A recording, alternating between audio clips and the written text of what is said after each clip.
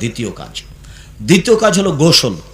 আলীকে বলা হলো গোসল, তখন আলী বললেন গোসল করা উত্তম জুমার দিন, কুরবানির দিন, ফিতরার দিন, আরাফার দিন গোসল।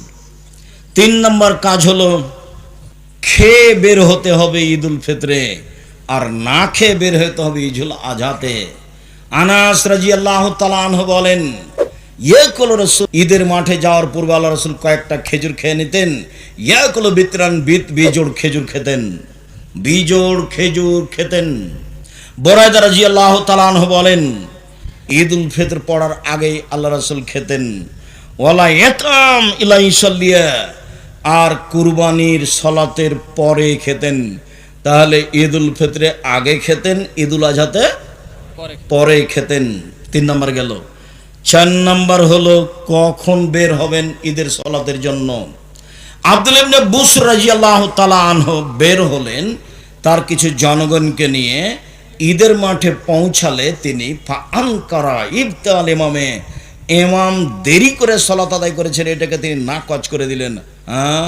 এত দেরি করে সালাত আদায় করলেন কেন? হিনা তাসবিহ, সেটা হলো চাস্তের সময়, 7টা 7:30টায় সালাত আদায় করেছে।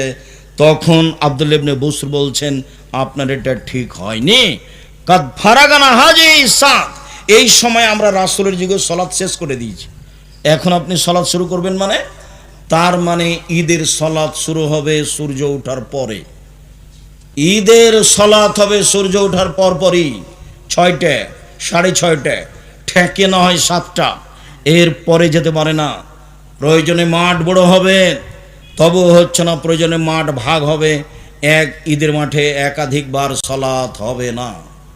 সারা দুনিয়ার মানুষ করলে সারা দুনিয়ার মানুষ ইবাদতি, তারা রাসূলের সুন্নাত মানে না। এবং কখন বের হবেন, কিভাবে বের হবেন? পায়ে হেঁটে।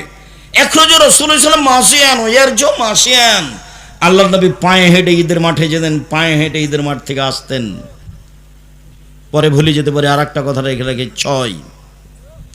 আনাস বলছেন, এজা কানা ইয়ামুল ঈদ খালাফা তারিকা, যেদিন ঈদের দিন হতো আল্লাহ রাসূল রাস্তা পরিবর্তন করতেন, একটা দিয়ে যেতেন আর একটা দিয়ে আসতেন। অল্প হলেও পরিবর্তন করার চেষ্টা করবেন। এই